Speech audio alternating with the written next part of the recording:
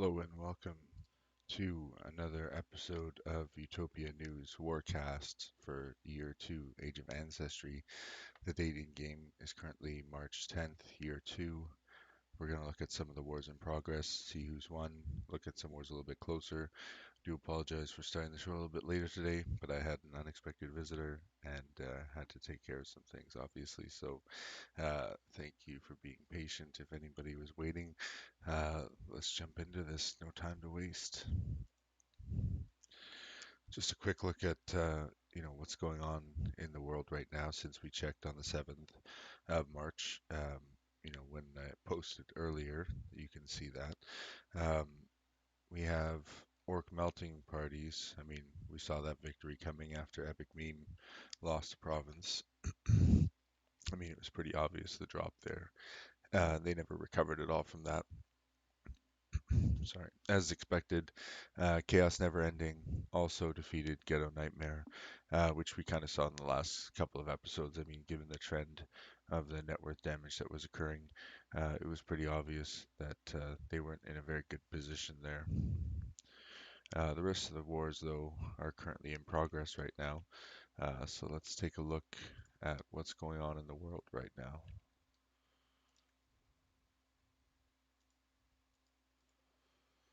All right, let's zoom in a little bit. So yeah, not too much has changed here. Let's look at the first war. We're gonna have to reset the screen. There we go. Right. So this is the first victory. Epic Meme. I mean, clearly at a disadvantage, land-wise, and of course net worth-wise. This is a pretty significant drop there. That's basically a province worth in one tick. I mean, it was extremely downhill from there. I mean, you saw a similar drop right here, where I believe they took severe damage.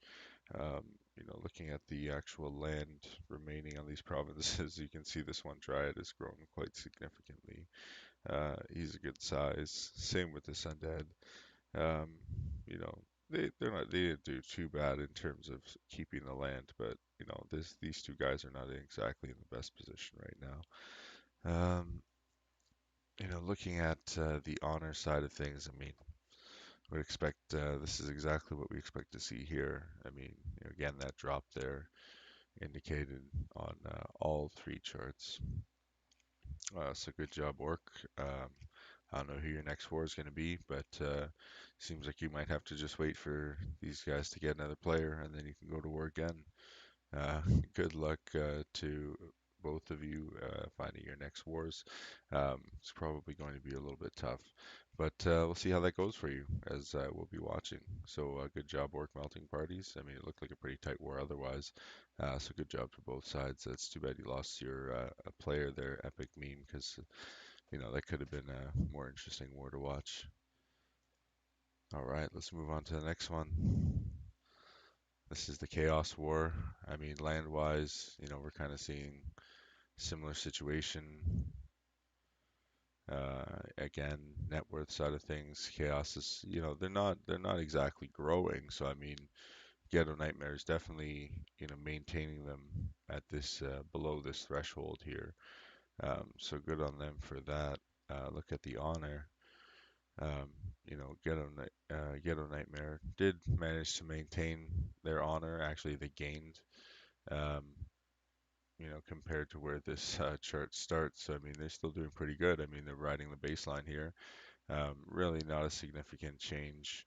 However, Chaos Neverending did get a nice little honor boost there overall. So good job, Chaos. I think we kind of saw that one coming. Again, two great warring kingdoms, so definitely don't discount either side under any circumstances. But if you want a good war, look for these guys. Let's move on to the next one. Oh, look, it's my province that I don't even pay attention to. All right. So now we're looking to look at some of the wards currently in progress. Uh, so yeah, here's our friends, the Woods. Stand strong and know they healed Liberason. It seems like there's some sort of rebound happening here on both sides, though. So maybe there's just no more dragons involved. Looking at the net worth side of things, it does look like a similar effect is occurring. I mean, there is some measure of rebound here. They're not exactly just dropping anymore, but Woods is still maintaining a pretty strong position. However, you can see some pretty strong drops here. And if Woods isn't careful and this war drags on, um, they might be not in the best position, especially right now with some of their provinces losing so many acres. Um, these guys weren't very. These guys were pretty land fat, it seems like, based on their net worth, or they've already released a lot, but that's quite a bit of acres to lose, and they barely have any net worth. I mean, let's look at the overall net worth here. Um, Definitely looks like no, the kill Deberson has almost a strong like center because all of their core and everything is grouped together very nicely. However, Woods is pulling away in the upper net worth brackets here with this halfling and the fairy, and this elf and halfling as well, actually. And then followed up by the attacker core. So while this kingdom remains strongly grouped, um, it could just be an indicator of how well Woods was at damaging them equally, which is kind of the case here if you look at the net worth change. So good job, Woods. But it definitely doesn't look like you're out of the woods yet because you got to be careful. I hope these players, Big Bad Wolf, Grass Panda, have some incoming. Not to mention Bunnies of Love looks like is in protection still. So I'm not sure what's going on there with Bunnies of Love, um, but it seems like you're one player down. So good job for maintaining that in the meantime. Let's take a quick look at the honor side of things here. All right, yeah, I mean, it's kind of the same thing. Woods maintaining their position. So good job, Woods. I mean, even with one player that's reset or one player down, you're still doing quite well. But again, having that player is basically locking down net worth. So I mean, until that province leaves protection, I mean, you're kind of sitting on a shell of a net worth. So you got to be careful with that province. Make sure you have enough defense trained. Otherwise, if this war is still going on, that province could likely be in trouble. So moving on to the next one.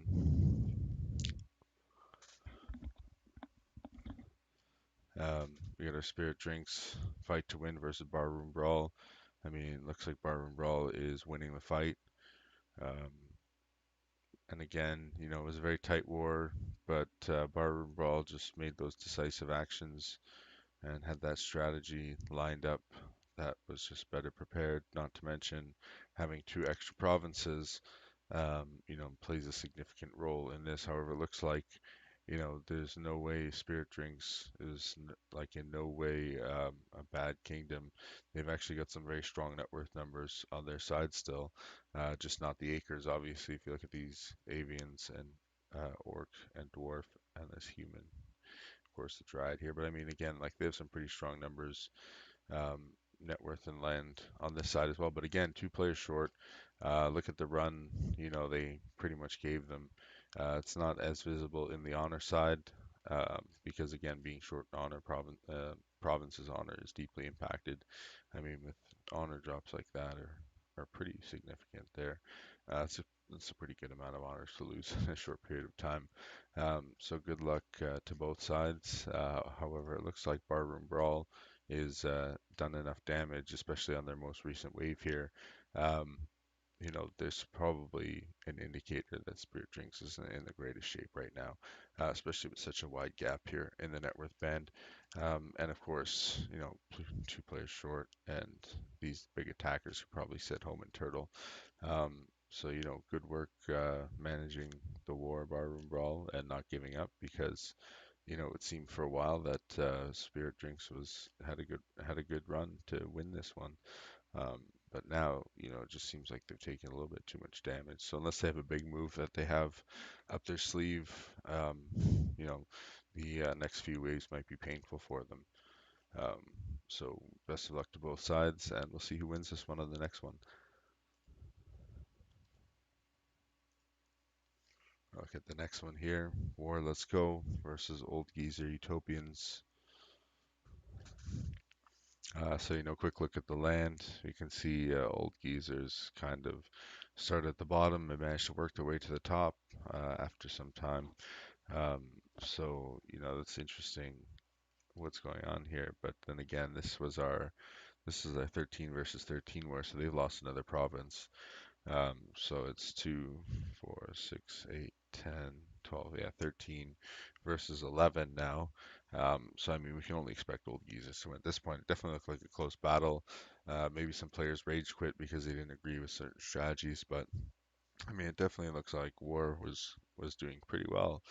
Um, and Only since losing those provinces did they really. But old geezer did a pretty good job staying on top here. So.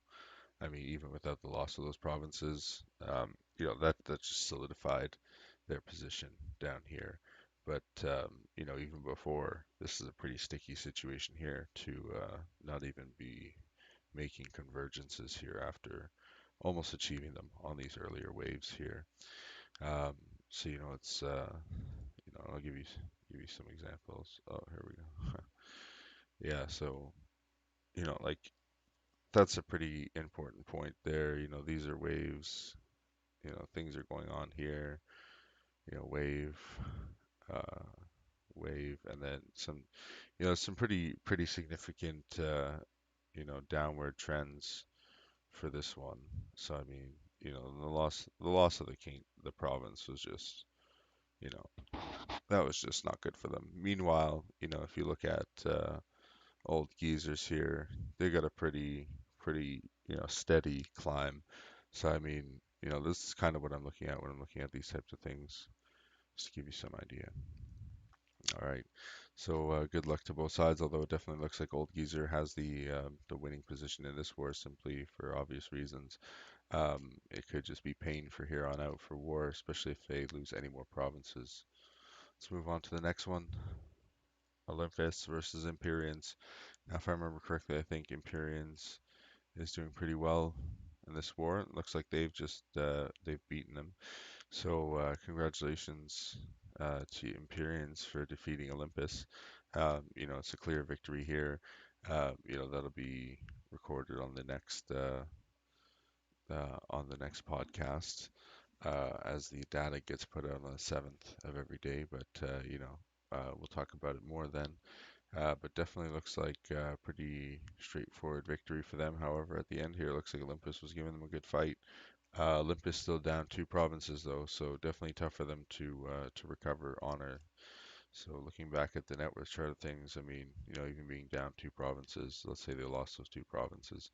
Again, they're looking for trends here, and that's it's pretty important indicators in terms of what's going on when it comes to economies and military training and things like this. Or dragon indicators. I mean, there's growth here versus no growth. There's actually decline here. So you look for the indicators. What could possibly cause that. Sharp dips like this are usually indicative of players dumping troops or sending them to a dragon, or a dragon being um, you know dragon troops being sent, and then net worth rising shortly on a wave for conversions, um, and so on and so forth. Or if you have spoils of war, you'll get some acres right away. You can get those built up pretty quick. Those are some quick ways to, you know, or reasons why net worth might jump a little bit. But again, you see this downward trend here, and it's kind of like, what do you expect here? I mean, good luck to both sides in their next war. Empyreans definitely got away with quite a bit of stuff there. Olympus, while they fought hard, um, Empyreans was still able to walk away with some extremely nice honor gains here, considering the 2 province shortage.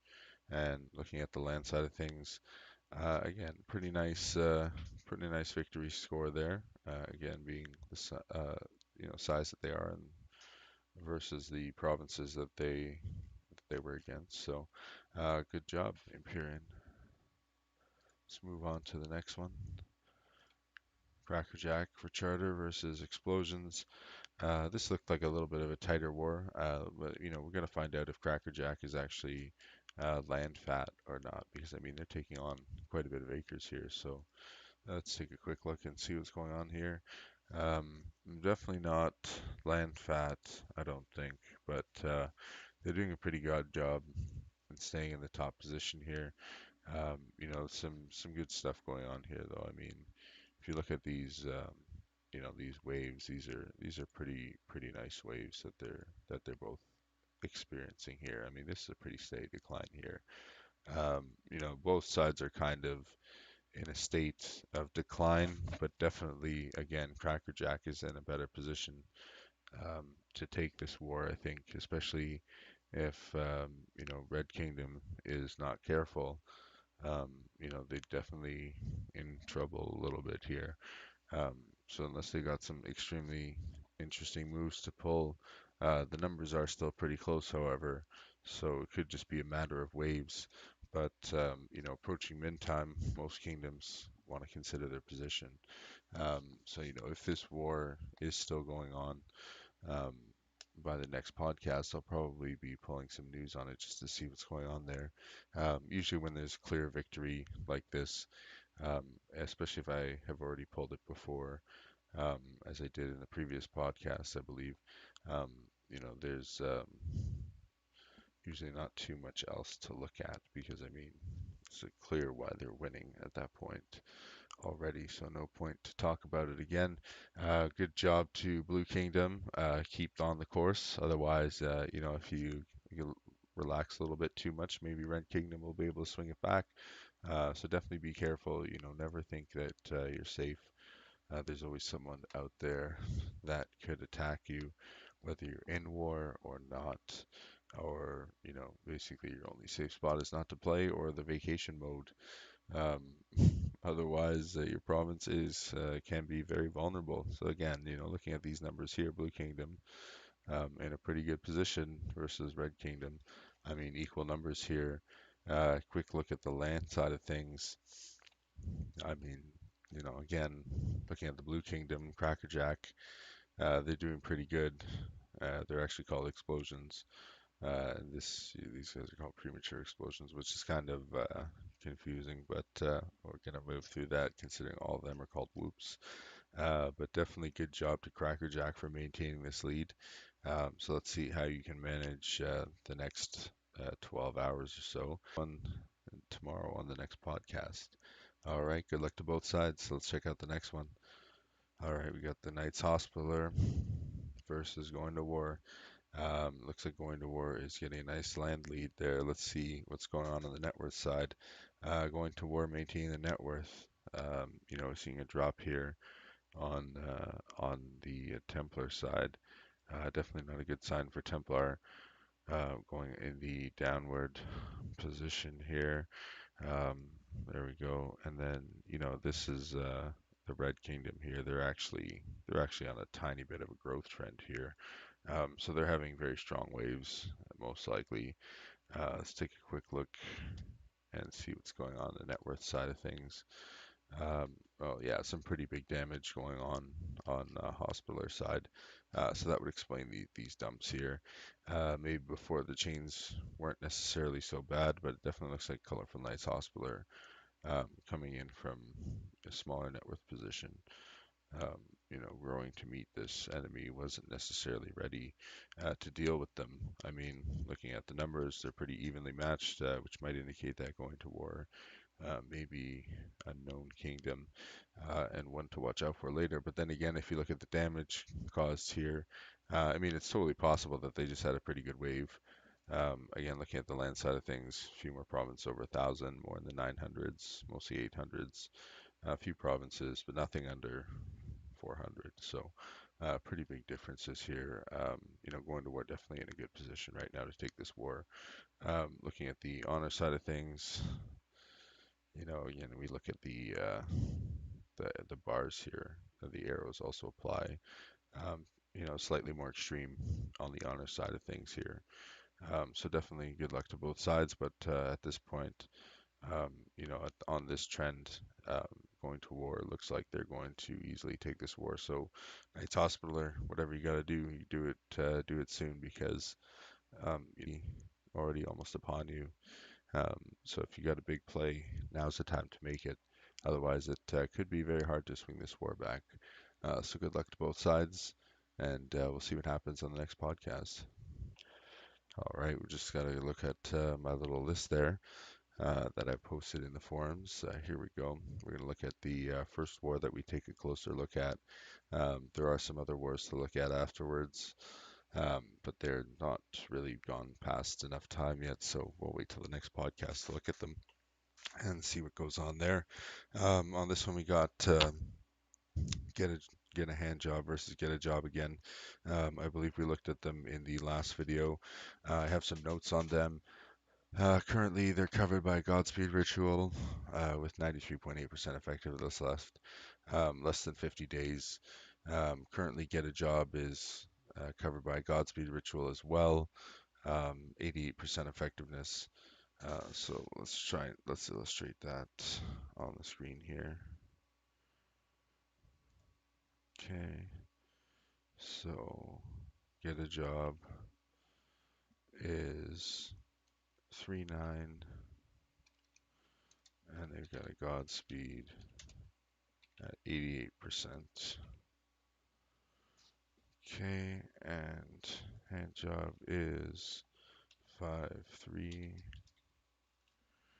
and they also have a Godspeed, but at 93.8%.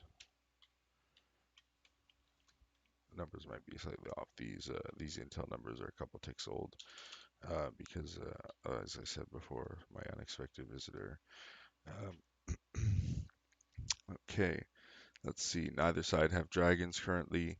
However, there was some dragons currently happening in this war. Looks like they've all been slain though. So you can see, if we look at the numbers that I have here, we're going to switch over to the land side of things here. Or sorry, switch away from the land side to the net worth side of things. So in this thing here, apparently on January 8th is when dragons started to appear. So Ruby Dragon from 3.9, let's get a job, is ravaging 5.3's lands. So there's a Ruby Dragon on 5.3 down here, and that's get a hand job. So they've got a Ruby Dragon on them, and they slay it pretty quickly too. So it's not like they're messing around. So when was it? The Ruby Dragon has begun ravaging the lands. So 5.3 gets a Ruby Dragon on what's represented as January 8th. Again, this is off by 24 days. So January 8th because it's February 8th. So right at the dip there, they get that Ruby Dragon, which is probably responsible for the fact that they lost there was some damage done to some provinces there. And then, this dragon is eventually slain on the 12th. So, I mean, they didn't take too long to slay it. Still, though, the dragon being there was there for enough ticks to do some damage to their infrastructure, though. However, at that point, the ruby was slain. Okay. Yeah, so then on the flip side of things, 5.3 completes their dragon, which is a topaz dragon, by the way, on the 19th to so on the 19th of January, they get a dragon. So right about here, so slightly after, and it's a topaz dragon. There we go. Okay, so where was it again? Yeah, we're at January 19th. So we're kind of right here, right at that dip there. Right, so this is where 3.9 it's a topaz. And I mean, this is purely like an economic damage dragon. I mean, when your build is heavily relies on single structures, building VE can really play an impact on damaging your strategy, especially if you rely on it for offense boosts and things like that. However, um, 3-9 manages to slay this dragon on March 1st, which is February the 1st again in the target finder here. So pretty good job in terms of slaying it. It's like kind of right there. There's a bit of a dip there. That's slain. So I mean, they both did a pretty good job slaying the dragons pretty quickly. You always, generally want to make the decision as fast as possible to slay the dragon as quickly as possible. Um, oops, I'm just gonna bring that back there. Yeah, so we want to slay the dragon as quickly as possible. Generally, looking at the timelines here, 5-3 definitely slew the dragon a little bit faster. Definitely impacted them possibly a little bit more, but they definitely, especially since it looks like Ghetto had their wave right at that point too. So waiting until after their wave was done to slay the dragon definitely hurt them. On the flip side of things, that Topaz didn't obviously help them. Looks like they dropped this Topaz during the wave um, into the kingdom. So um, interesting strategy. I mean, I don't see why I wouldn't dump it right away, unless you're waiting to perform some special attack. But good luck to both sides. We'll see how this war plays out. Good luck, guys. We looked at your war a couple times now. It's definitely a close one. I mean, Get a Job definitely has a good chance in this one. Looking at this Seraphim from the most recent news for the past 31 hours of the war, attacks are pretty evenly matched here. Massacres, there's a few massacres here. It doesn't seem like overly coordinated, so those might be just extra offense. Looking at the flip side of things, there's some pretty good, acres being taken by 5-3. Um, and then at the bottom, in terms of damage, you have one guy, Helmet Tester 31. Well, he's definitely the tester for the kingdom. He was definitely attacked the most. These two guys were hurt pretty bad. So good luck to both sides. We'll see how that plays out. Doesn't look like they may not have any dragons left in them, but you never know. I didn't see any in the news, so we'll see what happens there. Good job, guys. Let's move on to the next one. We got the core versus Wishmasters. I kind of expected core to take this one. Um, I just feel like they're a little bit more experienced when it comes to wars, but Wishmaster's definitely putting up a good fight here. I mean, again, they're no strangers to war. Again, I've played them, fought them both many times. Great kingdoms to war, usually never back down. Um, I tend to get a lot of ceasefires no matter what, either way though. But I don't really care too much about that. I just like going to war on the weekend and being in ceasefire during the week. That's the best. Friday night start war. That's the best time for me. Otherwise, I can't be bothered to even waste my time leading wars because it's just too stressful and hectic during the day at work. It's just not possible. So anyway, enough about that. Looking at this war, I mean, Core is definitely kicking butt here. I mean, they've maintained that position. They did some serious damage here on their last wave. Looking at the honor side of things, definitely a tight battle. I mean, Wishmaster's not giving up easy, but again, honor is a good indicator of them holding their honor. But they're definitely taking more damage in terms of net worth. I mean, Wishmasters has a good amount of damage across the board here. Core has taken some significant damage, however. I mean, these provinces are definitely not good shape. Um, Doom to the Core, Ancient Dragon Core, um, War Dogs, and Core Dreams are definitely in a bad position right now. I mean, they're not doing so hot. Looking at net worth breaker wise, I mean, they're definitely not in the greatest position. I mean, looking at the land side of things, in terms of land saturation, they're doing both pretty well. I mean, pretty evenly matched on that in terms of net worth. Definitely looks like the core is losing a little bit of military there and gaining a little bit of acres. So their net worth is, sorry, their net worth is, yeah, getting a little bit fat at the top there, as you can see here. So these really confusing to read these percentages. Just the best way to think of it is kind of like backwards in a sense, but you got to look at the net worth breaker numbers, to give you good reference as to what these numbers actually mean here. So, definitely something you can look at later. Again, these are percentage numbers, remember, percentage of net worth, percentage of land. So definitely something we can talk about in a later podcast. But again, this is a nice tight war. Again, core, is who I'm calling to win. But again, Wishmasters could pull this back and take the victory. I mean, by all means, do it. Show the community what you're made of, guys. I mean, these are some pretty strong waves. So I had to go ahead and pull some more intel on this one. Um, the core, they're covered by a stalwart ritual, um, which, let's make sure, yeah, this is the correct one. Core's got their Starwalt ritual. I didn't see one in backup, so I'm not sure what their plan is. Maybe they're so confident in victory that they're not going to make one. But here we go. We're going to clear this up. Core.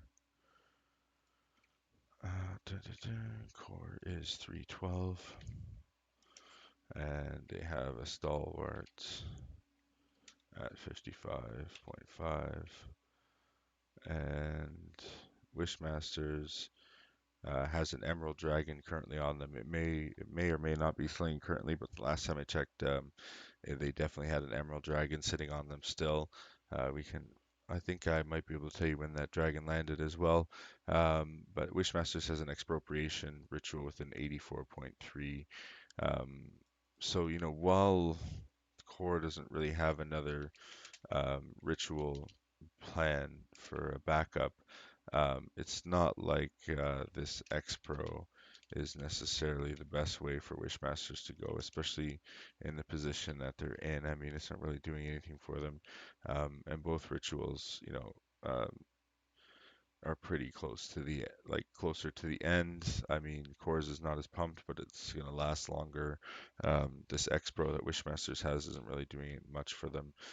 Maybe it's helping a little bit retain some of the honor and some of the acres, but I mean, ultimately, maybe not the best one to go in. And again, they have again, Wishmasters has Emerald Dragon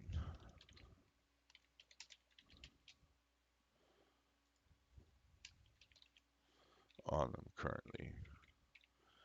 Okay.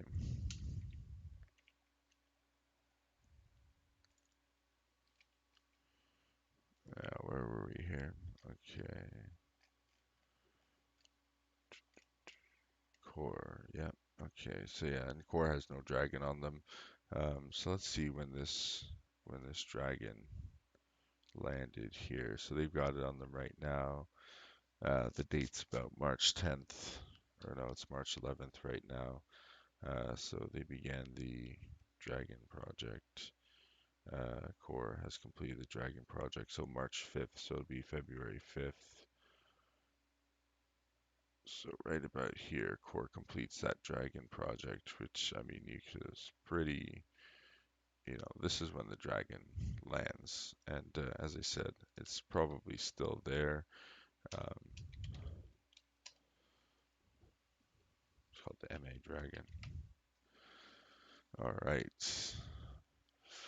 So anyway, I mean this is the result of the Emerald Dragon. I mean this is the extra damage you can see here in this sharp decline here. But again, if you look at their previous waves, I mean they're doing a pretty good job here. I mean that one was a little bit softer, but this was a nice drop here. Very strong opening for them on this war. The stalwart may have worked again slightly better. The X-Pro would have just caused Wishmasters to pump up a little bit, fatten up with more acres for Core to chip away at and get better gains with in the longer term. So good luck to both sides. We'll see how that one goes. Definitely one I think we'll be talking about briefly in our next podcast for sure, looking at the last 31 hours of war from the news that I pulled. Definitely looks like 210 is losing acres, but they have more attacks, but are still losing acres. A few massacres again, not really doing anything coordinated there. Um, so who knows what that was about? Maybe just a test to see what was what. Um, Fewer attacks, more acres, good sign of some good planning there on the core's side in terms of damage. I mean, the core's guys took some pretty serious damage here. It'll be interesting to see if they can recover. But again, these guys took a decent amount of damage as well. But they managed to just keep them down. So we'll see if this deeper chaining is able to help them win. I mean, again, they just had a wave, and Dinge probably in the middle. Wishmasters probably in the middle of their wave as they took the intel. So we'll see what happens in the next one. Good luck to both sides. Um, awesome. Yeah. Otherwise, nothing else going on in this war. There we go. Let's move on to the next one. Code of conduct. This is our David and Goliath story we were talking about before. Definitely looks like code of conduct is taking a nice hit there. Um, let's see what happens in land again. Code random theme is down 3 provinces to code of conduct. Looking at the land side of things, province and acre wise, still in a good position, although it seems like we have a random themes fallen into the middle of the acres range in terms of net worth. Um, they have a couple guys that are teetering on the top end, a few guys on the top end, and some other guys are really close. I mean, just based on their net worth alone, they're in a good position to take this, especially with the damage that they're doing net worth wise. We have a random theme. Definitely looking just at the province numbers here. I mean, it's representative here. I mean, these waves are just really strong here. I mean, I have some notes on this as well. We're going to move down to here. We looked at this before. Um, Code of Conduct actually has Emerald Dragon on them as well. So similar to the Last Kingdom, um, Code of Conduct is currently sitting on an Emerald Dragon, last I checked. They have an Emerald Dragon currently. Um, and, they have, so they're 512. And so they have a Godspeed ritual, about 97%. Um, and how much longer? Previously, they went into the war with a benediction ritual. Um, that was in our last cast. About 100 days left on their ritual, so nowhere near complete. There's still plenty of time left on that ritual. The random theme has no dragon on them, last I checked, and an onslaught ritual. Definitely that's working in their favor. That onslaught ritual, definitely with you know, they have the Emerald Dragon on them as well, on 512 that is. So, they're using that combination well, stacking those extra kills. Okay, so they had onslaught, and that was a 98.7 or 97.8% effectiveness. And about 86 days left on that, so still a good amount of time going on that one. In terms of when these dragons touch down, or when this one dragon touched down, it looks like the last one was February 13th, so it'd be January 13th in the target finder here, as I suspected, right at this drop here. Again, we're seeing that dragon play, how much damage these emerald dragons can actually do. And I mean, they're just sitting on this thing. So, this dragon's just eating their troops alive. And, maybe there's a bit of growth here. I mean, that seems to be their thing. This kingdom definitely has some growth patterns going on. So they're trying their best to keep up, possibly training to kill the dragon or training just to stay alive. But they're doing a nice job maintaining, Red Kingdom from going above this net worth bracket here. Um, and um, and then of course, them not going below this net worth bracket here. because that usually spells out trouble. Let's see, the last time um, we have a random theme had a dragon on them. Let's see, 4-6. Yeah, so 4-6 slew the dragon that was on them. When did they get it? Completed a dragon. So on the 13th as well, they completed a dragon, but it was slain. So they created their own emerald dragon at the same time. And the difference was, let's see, they put that little bit of, I'll use a different color for this. Okay, so they put, they put that little sink of troops in here, right? And that was their emerald sleigh. So, 4-6 slays emerald, same tick, right? So they dump their troops a little bit. They lose a bit, on their attack. But of course, they're not stuck eating that emerald dragon like their friends are over here, who are still again sitting on it. Um, they do have Godspeed, so speed can be working against you when you have attacks that you're making like that. We'll just take a quick look in case anyone's not familiar with Godspeed here. We'll just do a quick look at the rituals.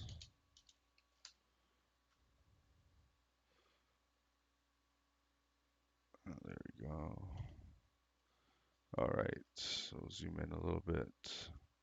Godspeed, it's good. They got the military minus military casualties, but again, the attack time kind of doesn't work in their favor when it comes to, things that do more troop damage the faster you attack. So definitely more uniques is not a good thing necessarily when you have Emerald Dragons and your enemies running Onslaught, like Random Theme is.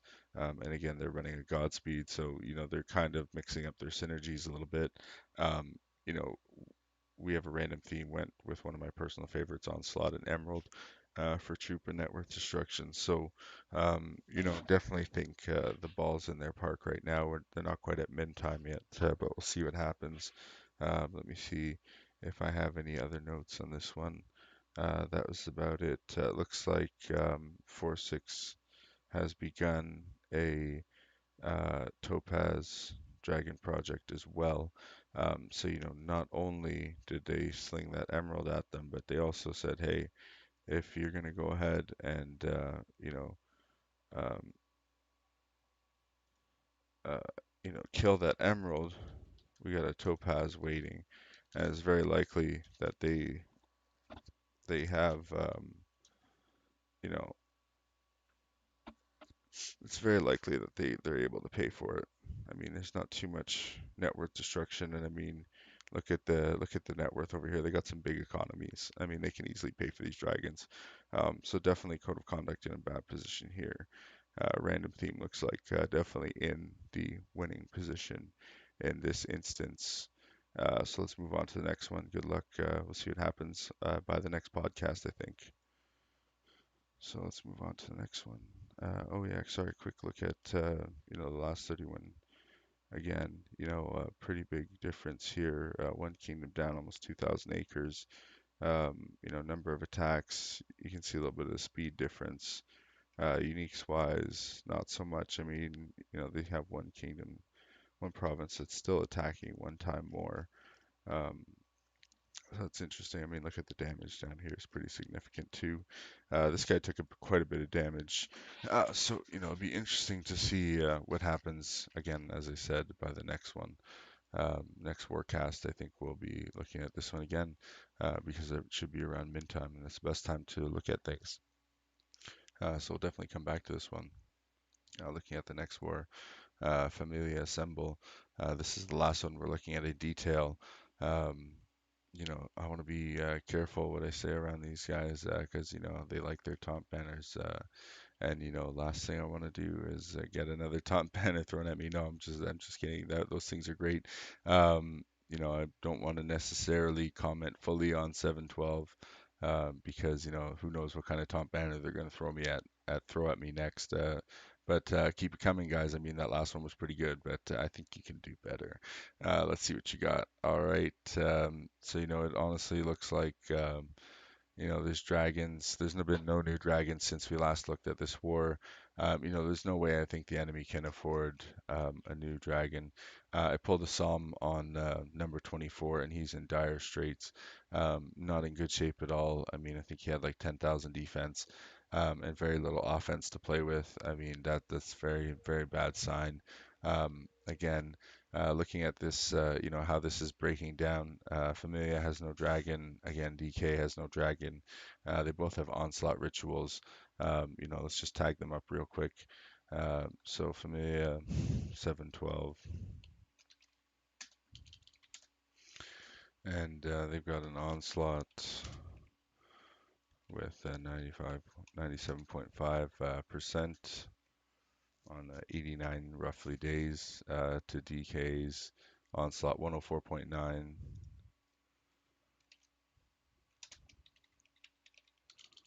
Oops, 104.9%. This is, this data is slightly off by a tick or two.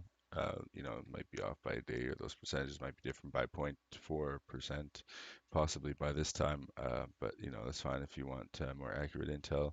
By all means, go and pull intel from their war. But don't tell them I told you to do it. Okay.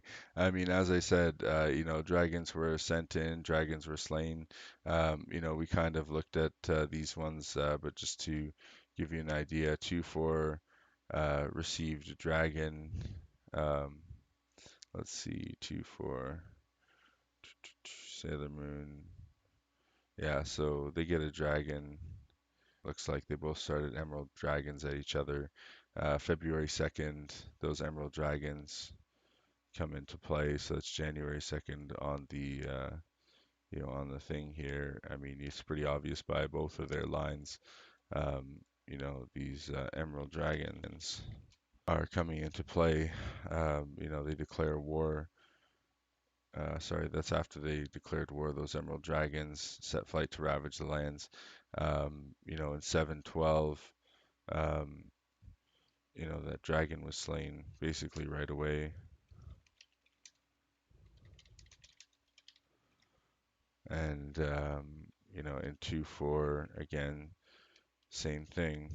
They slain, same tick, right? $2 sign. Um, Ooh, that's kind of nasty. Doesn't like backspaces too much, it seems. But yeah, so 2-4, slew there.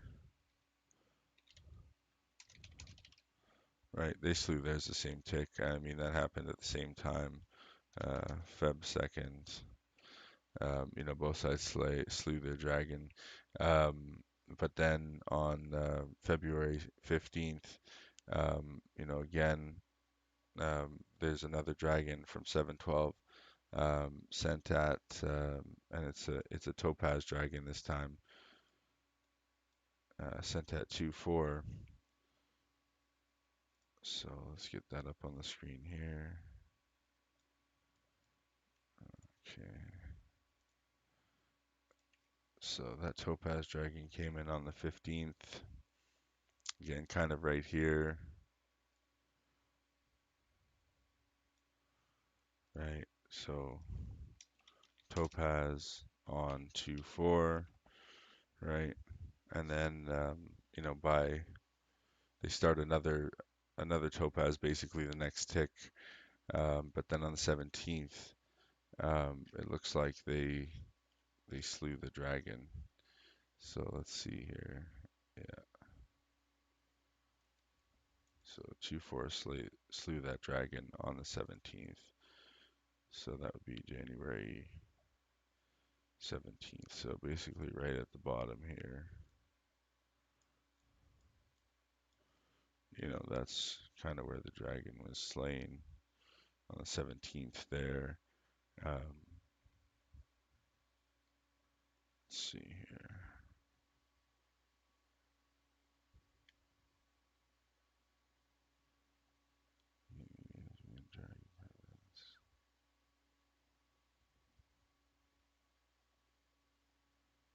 Let's see. Yeah, so where did this come from actually? So DK agreed has begun a dragon protest against us. Dragon against us. So they started the Topaz Dragon. 2-4 started the Topaz Dragon on the 3rd. So that's yeah, okay. Let's see. Slay the dragon. Yeah, nobody has any dragons on them right now. So the last person to slay a dragon was Aiko, which was on, yeah, as I thought. So yeah, they slew the dragon on the 17th. So February 17th, that dragon was slain. And then, yeah, that's it for dragons. I don't think there's any more dragons necessarily coming out of this war. That's the land side of things. Let's look at the network side of things, see if we can match up those dragon damages. And again, we see this dragon damage here on the network side of things. The land, it was visible as well. But as you can see, DK is taking those hits by slaying those dragons, so they're losing those extra troops, which is hurting them in the long run. But as you can see, both sides slaying the dragons and having their waves, they both did a good amount of damage there. So good job to both sides. However, it looks like Familia is definitely taking off with the honor. I mean, I just don't see DK pulling the honor back at this time. They clearly have a strong strategy in place, with these orcs. See what they have here. Orcs, humans, fairies, dwarfs, and avians. I mean, that's a pretty good combination. DKs, mostly dwarfs and fairies. Also a good combination, but maybe lacking in certain areas such as offense. Definitely deeper chains are hurting them here. Um, Dwarf and fairies, probably worst enemy is low BE. I mean, your fireball strats, chastity, things like that are great for controlling those types of provinces, especially if you have stronger TMs that can get through the core defense. So quick look at the numbers side of things. Attacks wise are pretty much similar. However, as you can tell, one side clearly has been taking more acres versus the other. Slash, I think the last time I took this intel, um, Familia was just having their wave as well. Yes, it would have been right here, so they would have been doing more damage to them as well. So, 712 definitely in a lower acre position, but I think definitely more damage is done, and there's probably some more land fatty kingdoms on 2-4 side. So definitely more meat for 712 to chew on. And in terms of if they can pull the land back or not, as you can see here, they're achieving some pretty nice convergence. It seems like 712 is maybe a little bit land fat going into this, but definitely nothing they can't pull back from. So let's see what happens by the next podcast. It'll definitely be, again, another one of the wars we're going to keep a close eye on. So good luck to both sides. Let's see that top banner. All right, let's move on to the next war. 18 hours, not too much time going in. We got even sides here. Land-wise, Worms is the bigger kingdom. Blue Kingdom is the smaller kingdom in terms of acres. In terms of net worth-wise, it looks like Red Kingdom Worms is having stronger waves, especially since they've managed to mount the enemy here, and they're doing a good amount of damage. Looking at the acres side of things, some serious damage done to some of these provinces here. Holy cow, I mean, that looks pretty bad.